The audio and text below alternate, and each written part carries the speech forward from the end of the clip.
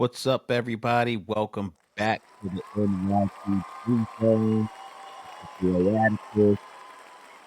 Today, I'm going to talk a little bit about the coaching, our head coach, our offensive coordinator, our defensive coordinator, where we are at the midpoint of the season.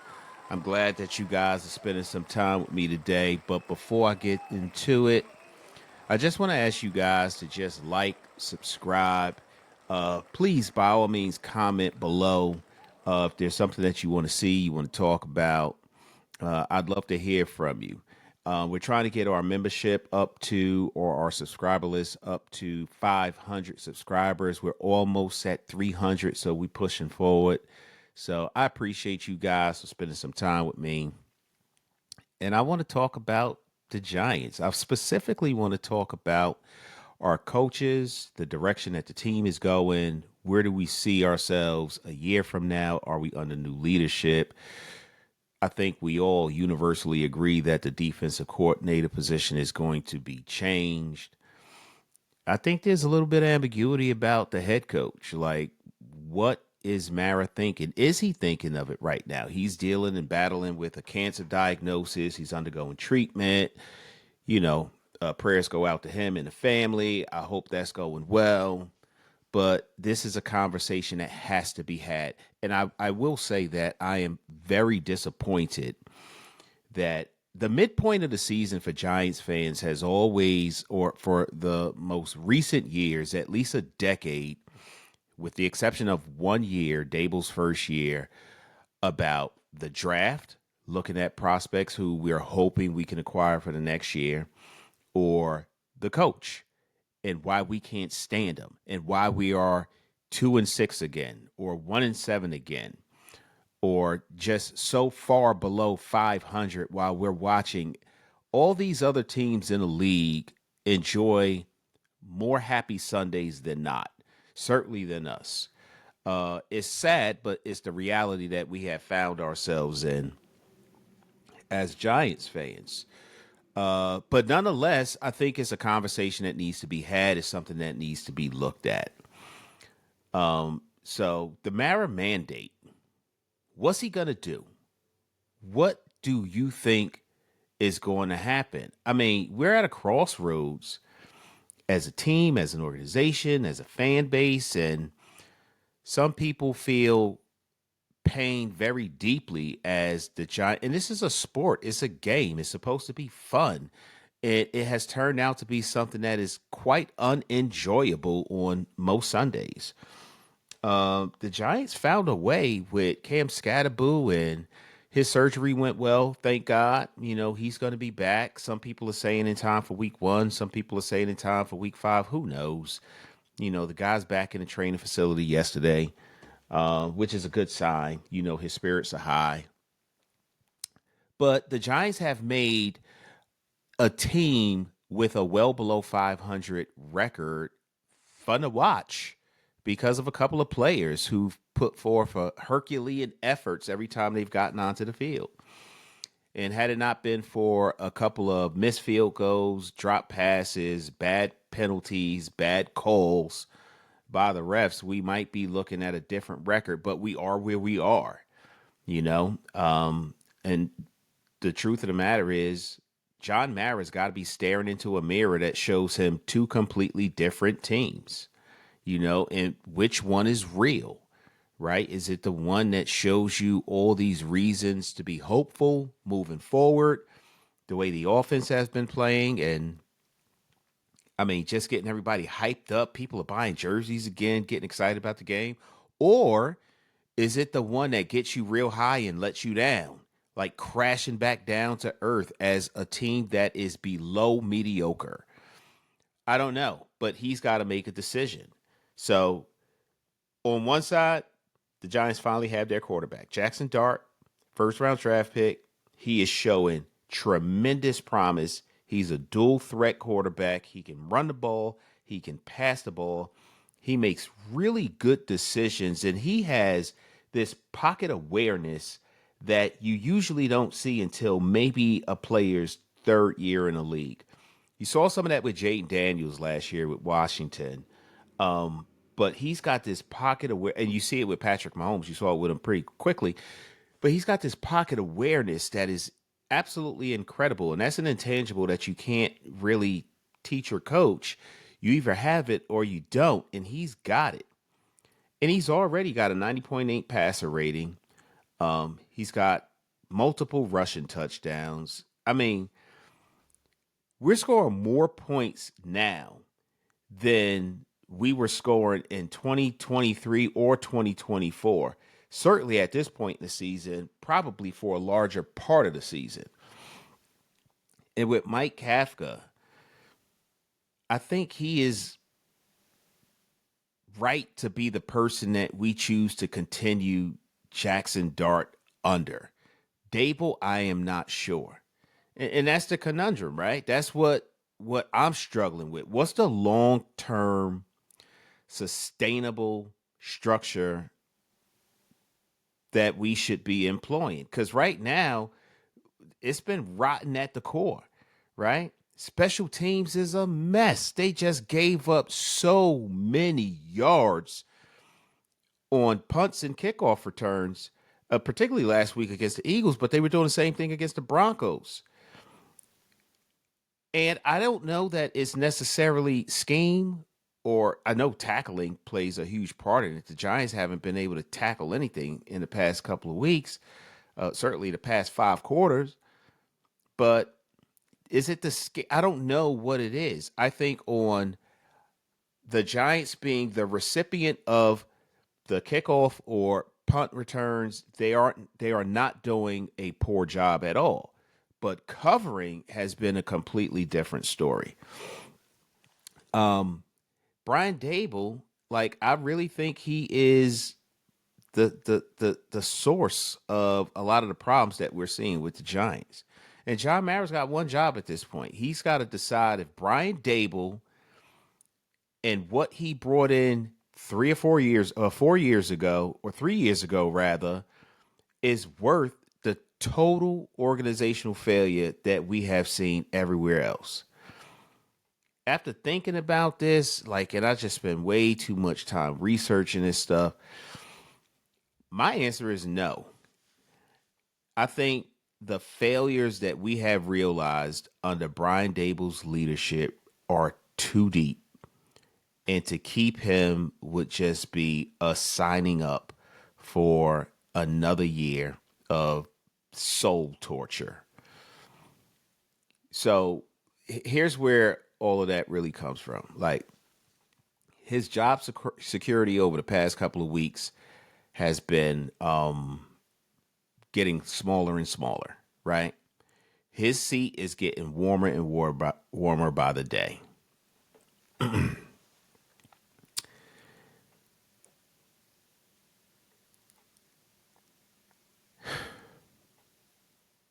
Here's where all that comes from. Brian Daboll's job security is severely compromised.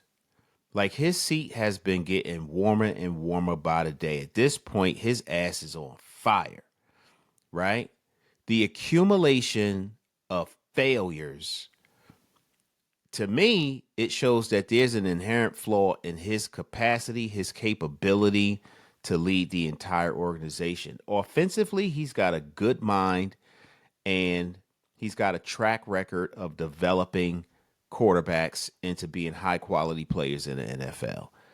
But to lead a team is a completely different story. The first thing I got to point out is the unforgivable operational negligence of just making sure you have the right personnel going into games, right? This is the ultimate proof of managerial failure at the head coaching position. For 2 consecutive seasons, we've gone into games without guaranteeing that we had an able-bodied kicker on the roster come game time. Most recently, we saw this happen against the Denver Broncos, where we had 5 extra point or point after attempts that were failed. Actually, 4 in the Broncos game. There was another one in the prior game against the Philadelphia Eagles. Like, Drew McAtamney missed 3 critical extra point attempts in 2 games. The Eagles game, the first one, the Giants were able to overcome that because the Giants obviously had a great night that night, and the Eagles just looked like crap. The Giants had a really good game plan, and it worked. But against the Broncos, you make 2 out of the 4 failed extra point, 2-point attempts.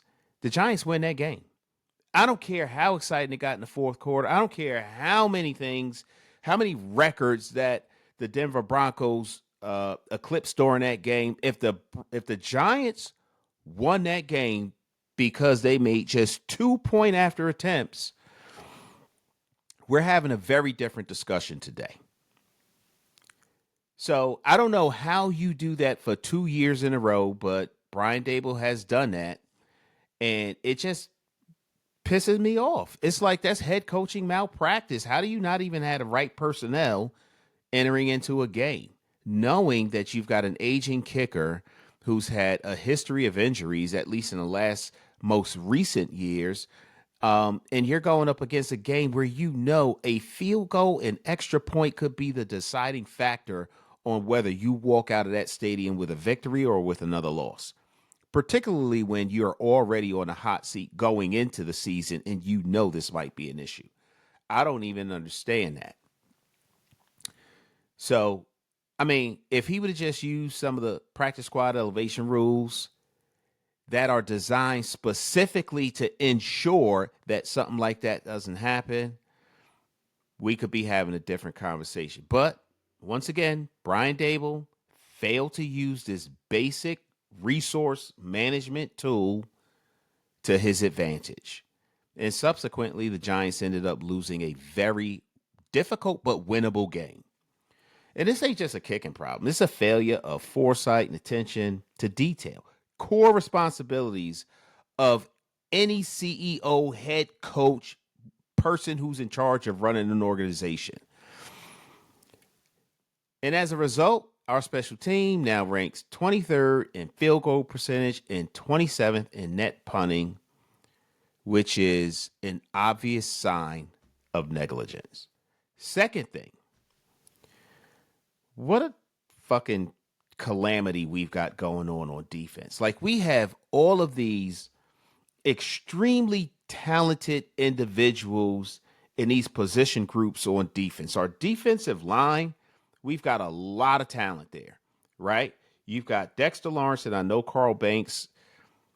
Can we say he called him out? I mean, maybe what he was doing was motivated by him trying to motivate Dexter Lawrence, but Dexter Lawrence is still being double and triple teamed every week. I have been on record saying that we're not seeing as much from him as we've done in the past, but to make the statement or the claim that he is no longer respected, I think that's a bridge too far.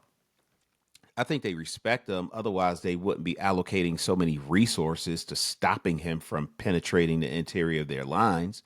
So I think that there is a reason why you might want to offer some form of encouragement, motivation, critique of what we're seeing from Dexter Lawrence. But to go out on a limb and say that other teams don't respect him, I don't think I wouldn't have taken it that far, But we got Roy Robert Harrison, Darius Alexander. We've got some Nunez Noches is actually Roches is having a pretty good year this year as well.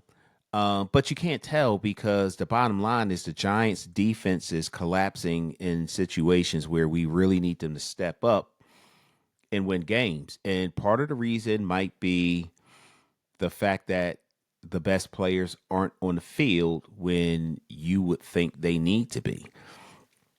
I mean, this is really upsetting. Like, the Giants during the offseason heavily invested to acquire what they thought was premium talent on our defense. In fact, going into this year, our defensive line through PFF, Pro Football Focus rankings, was ranked number 3 in the NFL, right? And part of that was because of Dexter Lawrence.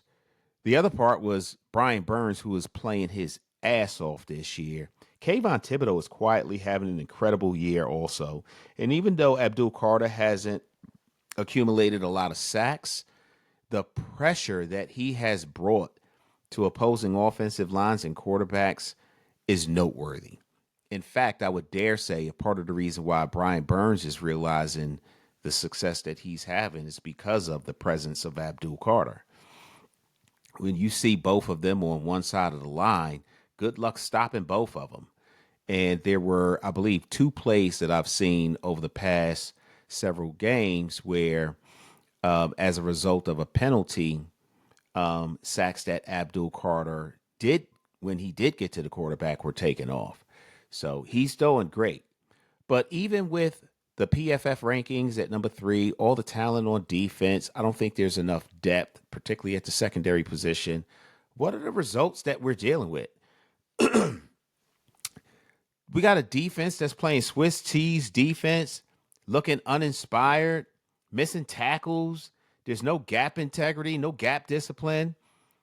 I mean, we're in the midpoint of the season. We shouldn't be having these discussions. At this point, everybody should be playing probably with a little bit of dealing with a little bit of injuries or soreness or whatever, but at a high level at this point. Like you're in the proper condition to get optimal output from these players, and we're not seeing that right now. So when you got a unit with this much talent and procedural failures, like giving up 33 points in the fourth quarter, and you're operating under a scheme and a coaching that Shane Bowen is giving you, I mean, like that's a mitigated disaster, and something is really broken there. Number 3, so we saw Wink Martindale come in with Brian Daboll, and when he came in, our defense was playing at a very high level, and we had considerably less talent, right? And I just want to use this Wink Martindale reference as a highlighted point for how Daboll's temperament, the way he leads men when he's unhappy with them, may not be the best thing. In fact, it's proven to not be a good thing. The relationship he had with Wink Martindale, it was horrible. It was explosive. It was very public, and it was very toxic. His decision, Brian Daboll's decision, to fire 2 of Wink Martindale's most trusted assistants is the reason why Martindale, at one point, it was reported he was cursing Brian Daboll out as he left the building one day. And it was something that should not happen when you were supposed to be operating as a unified organization. Even though you've got a left hand that is functioning in a way that is geared towards making sure your offense plays well, and your right hand is making sure your defensive play well, you're a part of the same body. And when you see failures of leading men to that magnitude, that definitely trickles out to the team. So think about this. I mean, Wink Martindale had our defense playing at a really high level. We was in the top half of the league in 2022. We had less talent on the roster. And Brian Daboll fired members of a team that was producing at that level. Like, I don't even understand that. But we are dealing with Shane Bowen at this point, which is the most egregious defense I've seen in a very long time, particularly on a team whose reputation over the years has been all about defense. And Brian Daboll gets on his podcast, when he's facing the media and answering questions, and he says he's not considering any changes to his staff.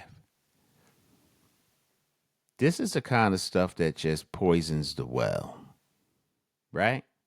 This can become extremely cancerous. It's already toxic because you were willing to do it with Wink Martindale, who delivered, but you're not willing to do it with Shane Bowen, who's giving you some of the worst defensive collapses we've seen. I ain't even bring up the Cowboys game. I don't understand it. Who are we dealing with here? Do you understand what's happening? Have you read the room? He hasn't shown me that he is capable of seeing what every one of us can see. And I know Mara might be dealing with some things with his health, but trust me, he sees this too. So I don't know how you can fire somebody in the explosive manner that he did with Wink Martindale's staff and just had Wink just couldn't wait. He was in the airport flying out of Newark International Airport the day after. I think it might have been the same day, actually, that the Giants season came to an end in 2022. It's highly disturbing. So I also talked a little bit about Kafka because if we're moving away from Brian Daboll, like I don't want to see a repeat of trying to develop some of this talent, particularly Jaxson Dart, because I think we found our guy with the quarterback. So you need to have some type of continuity when it comes to Jaxson Dart, the voice he's hearing in his ear, even if you don't maintain or keep him as your OC or assistant head coach. I think it's important that the Giants keep Mike Kafka. And I need to also frame this correctly and provide a little bit of context because I don't think Mike Kafka was doing as bad a job as some of his critics said in 2023. I don't think he was. I think that he was still feeling a lot of unnecessary friction from Brian Daboll. And I'm not sure why. I think Brian Daboll has displayed some inability to lead men properly, some characteristics that would suggest that he's too hot-headed to have a conversation when he wants to see something run a little bit different. He wants to all of a sudden take over and not give you the freedom to do what you were hired to do. And I think that that has caused problems. So, but I do think that if you are going to move on from Brian Daboll, you have to keep some continuity with Kafka. Otherwise, we are going to be in the business of trying to ruin quarterbacks. The way that they tried to ruin Daniel Jones, who is now, by the way, the number one rated quarterback in the NFL, moving off from Brian Daboll. And I'm not saying that part of that wasn't Daniel Jones's fault either. I'm not going to say that. What I'm going to say that it is clear that if you are in a better environment and that involves many different factors, you can and will do well in this league. Not just well, he is leading the league in QBR at this time. So you can unpack that any kind of way that you want. But when you look at where he was and where he is, the same can be said about Saquon Barkley. The same can be said about Big Cat. The same can be said about Love. There's a common denominator. And when you look at the common denominator, at some point you have to come to the realization that we may have found where the deeper part of the problem lies, right? So I think Jaxson Dart's continued development is the future of our team.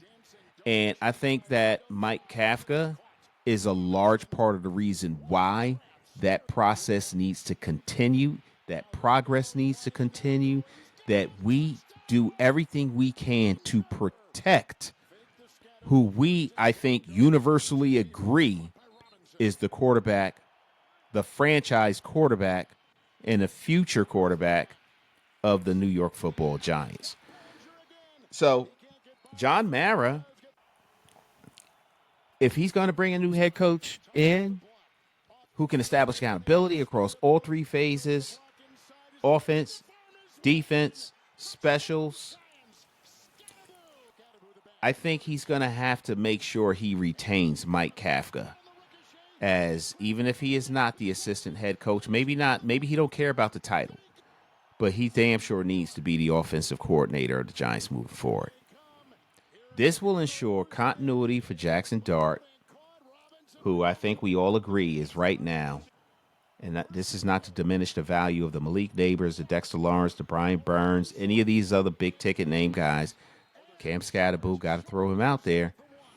But right now, Jaxson Dart is our biggest asset. So if Brian Daboll stays, though, if for some reason John Mara makes a decision that Brian Daboll is going to continue to be the guy because he believes that is Daboll more than Kafka who is responsible for the ascension of Jaxson Dart, what's the likelihood of getting a high quality defensive coordinator? I think it's very low. I think that many candidates, many options, many names, they're going to look at what happened with Wink Martindale and then how you protected a much lesser quality DC and Shane Bowen. And they're going to be like, why do I want to go in the middle of that? That's like signing up to see your trajectory, which is going in this direction, to start to decline. I don't know that there's anyone who would want to sign up for that. So I think that's a bad idea all around. When you think about all of the pros and cons, the pros say move on from Daboll at a much higher rate than the cons say to keep him. So what's the fix? I think it's going to require us to look at candidates who can offer stability. They've got to be able to manage not just men, but personnel decisions, clock management, and they've got to have a commitment to ensuring that the development of these young players continues to go in the right direction, namely Jaxson Dart. And I think you need to keep him paired with Mike Kafka. So now I want to really focus in on, some of the names that are out there that might be good fits for the New York Giants should they decide to move on from Brian Daboll. There are some names that I like, some names that I don't, but this is a short list of names that I've come up with just for this podcast. So the first person that comes to mind, which I really like, I think he's going to be an optimal fit, would be Jesse Minter. Jesse Minter is the defensive coordinator of the Los Angeles Chargers. He is highly respected in the league. He brings the structural CEO organizational rigor from the Harbaugh Saban coaching tree. He's disciplined. He's got a good scheme and is perfectly designed to immediately unlock the talent that we have in our, as far as I'm concerned, elite defensive line, right? Like we've got some players that are noteworthy. In fact, Brian Burns is currently sitting atop the league in sacks. The Giants as a defense is leading the league in quarterback pressures right now. Yet we are still giving up an abysmal amount of yardage per game. And right now, we're wasting all of that talent.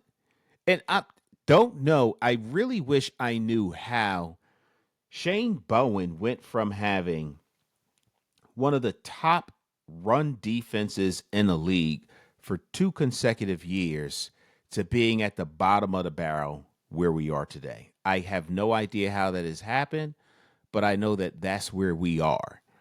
So if you bring in somebody who's got the type of talent that Minter has coming from the coaching tree that he comes from, I think that's going to be an immediate impact.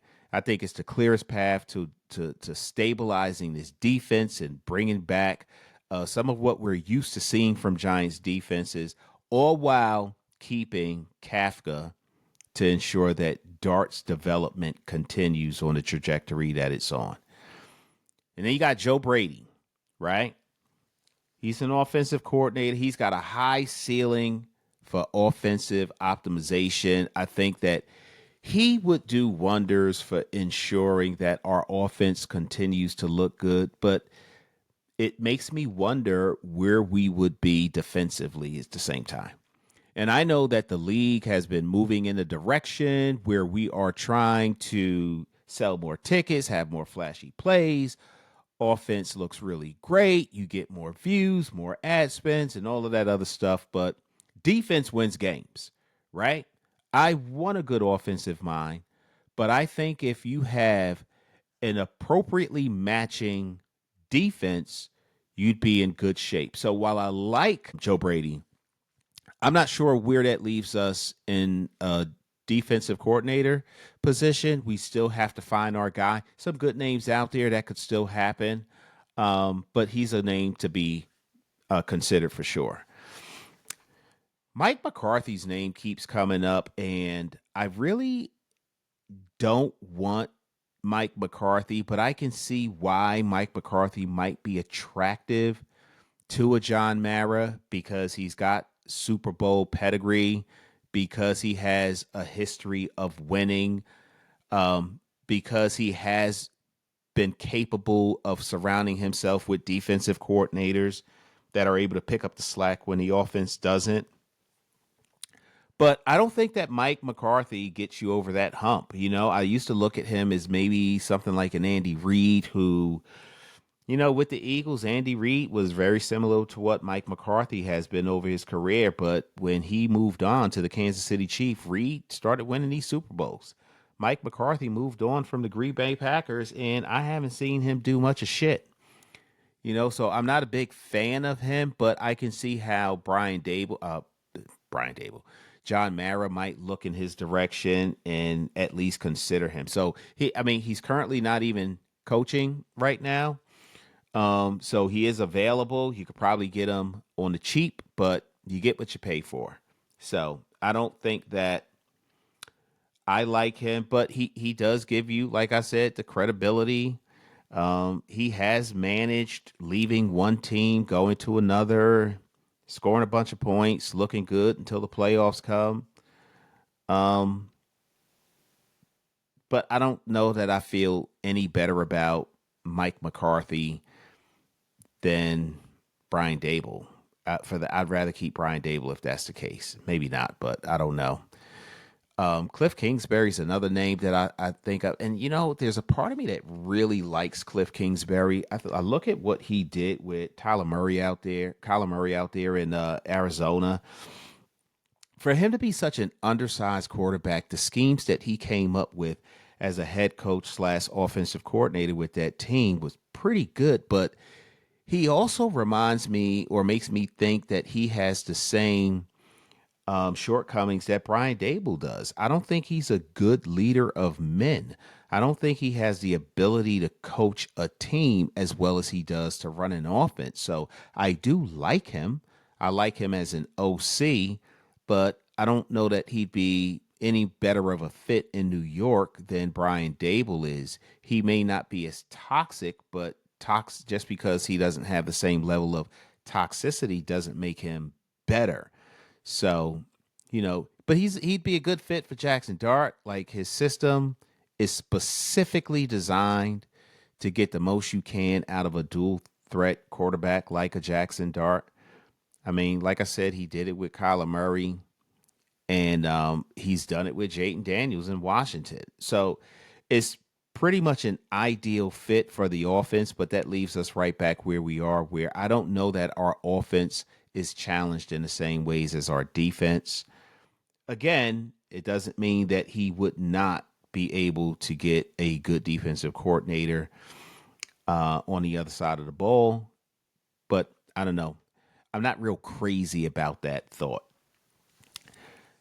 I tell you who I also like is Brian Flores. And I know Brian Flores, and when he left Miami, first of all, I think he left there.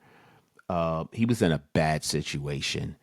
Um, but I really like Brian Flores, and I think he got a bad deal, not just from the team, but I think the league kind of blackballed him a little bit, but he's a hell of a coach. I think he's going to do some good things. I think he's got like a blitz mastermind. He's rigorous in his studying, his research on teams and the best way to shut down different phases of their offense. I think he would be perfect for our defense, which on some Sundays seems to be a little less inspired than they need to be, particularly in an area of discipline and reducing the penalties, which we keep seeming to lead the league in, poor tackling. I think there are a lot of areas where we would see immediate improvement with a guy who is a true leader of men, and we would see a very quick and immediate impact with the defense. Now, again, this is one of those situations where he would have to be paired up with a good offensive mind, like a Cliff Kingsbury, like a Mike Kafka, like a Joe Brady. So I think that he would be one good piece of a two-part solution if the Giants were able to make that happen. A couple of other names that have been floating around there is John Harbaugh. I don't think he's leaving Baltimore. In fact, he just signed an extension to his coaching deal. So if they extended him, and I know that there's some rumors going around that management is not happy with him, he's not happy with them, yada yada, whatever, whatever. Somebody trying to spill tea and nobody else is picking it up. I don't know what's happening there. I do like John Harbaugh, and if the Giants are able to pluck him away, it's not going to come cheap. And I think the Baltimore Ravens are going to make it very expensive and challenging for the Giants to do that because overall they're happy with him. He's one of the longest tenured coaches in the NFL with the same team. And that's for a reason. He's a winner. He knows how to lead teams, lead men, and he knows. Listen, this guy in the same year that they won the Super Bowl, he fired his offensive coordinator and elevated somebody within the organization in the same season and won a Super Bowl. So he is not afraid to make some of the tough choices. And I've been on record saying that Brian Daboll should have done that with Joe Shane 2 weeks ago. He should have. He did not, and we are where we are. And the painful part about that is we are where we are, and we don't feel like it's getting better. We feel like it's getting worse, which makes it even worse. But John Harbaugh's name come up. I don't know that we can get him. There's been the John Gruden um, group of people who want to see him become the head coach of the New York Giants. I don't know how realistic that is, given the circumstances surrounded why he is not a coach today. Some of the emails that were sent by him to different individuals, they were pretty bad, and they were, I think, a little dirty, if you will, too dirty for a polished organization like the Giants try to be or represent themselves as. I mean, remember when the Giants had that kicker? I think his name was Brown, and he allegedly hit his girlfriend or whatever the case may be. And then the information that came out regarding that story were from his notes from his mental health provider, which should have been protected. And the Giants wanted nothing to do with it. They got him out of here, and they got him out of there quick. So the Giants really try to maintain this polished organization look and feel. And I think that John Gruden might come with a little too much smoke for their taste. So, but I did want to bring those guys up because I keep hearing their names float around too. I'll tell you one of the names that I do like, and if the Pittsburgh Steelers were ever to part with Mike Tomlin, I would take a flyer on him in a minute. In a minute, because no matter who the OC is, no matter who the DC is, no matter who the special teams coordinator is, Mike Tomlin finds a way to win. He's a leader of men. He is highly respected, and he has proven that even given mediocre rosters, he will at least give you a 500 season. Love to have him if we ever could. So anyway, after all of that, I have concluded that the Giants are going to have to move on from Brian Daboll, as if you couldn't tell. You know, I've given you far more reasons to support getting rid of him than to keep him. I think that at this point, most of the banana is brown, and it's time for it to go. The Chinese food has been in the refrigerator for one day too long. It's time for him to go. I don't think there's a path through which he retains his job at this point, even though he is the one that identified Jaxson Dart and preached from the tallest soapbox he could to Joe Shane that you need to get that guy. Okay, you were right on that, but a broken clock is right twice a day too. So I think it's time to move on for him. The most optimal, balanced choice to restore discipline, resolve the defensive issues, ensure that Jaxson Dart continues to do well is Jesse Minter. His pedigree, where he comes from, will almost ensure that at least we pick the right guy today that's going to deliver organizational rigor. His defensive scheme is going to be perfectly built, at least what we're seeing now, for the talent that we have right now. So that's what I say. That's the direction I think we need to go. He's the dude that we need to be looking at, because right now we're wasting time with Brian Daboll and Shane Bowen. Those are my thoughts. I want to know what all of you guys have to think about it. Do you think it's time to move on from Brian Daboll? Obviously not during the middle of the season. You should fire Shane Bowen today, though. But do you think we should keep Brian Daboll? I think that the experiment is over. I think we are well past the expiration date. And while I think we've got a lot of reasons to be excited about our offense and some of our players moving forward, we are wasting so much talent on our defense. We are wasting so much time with our organization basking in mediocrity with this head coach. Those are my thoughts. Please don't forget to like, subscribe, hit that notification bell. I look forward to every time I get to spend time with you guys and to put together a podcast. Those are my thoughts on our coaching situation. We're having it at the midway point of the season once again. It is making me sick. But like, subscribe, hit that notification bell. I look forward to chopping it up with you guys again real soon. And don't forget to look out for our preview show, our preview podcast, as the New York Giants are going to be hosting the San Francisco 49ers next week at Giant Stadium. Have a good day, everybody. Yeah, a lot of girls probably crying from my old high school. Look, they see me everywhere they go. I probably would too. Look, crossed over to the Jordan man like I'm Michael. Yeah, eating blessings so much I might need lipo.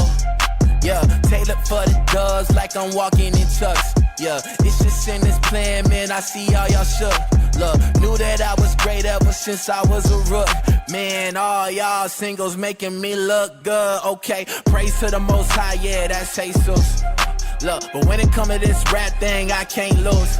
Yeah, back-to-back number ones, that's the thing greats do. Yeah, tell them boys that ain't nothing I can't do. It's my year. It's my year.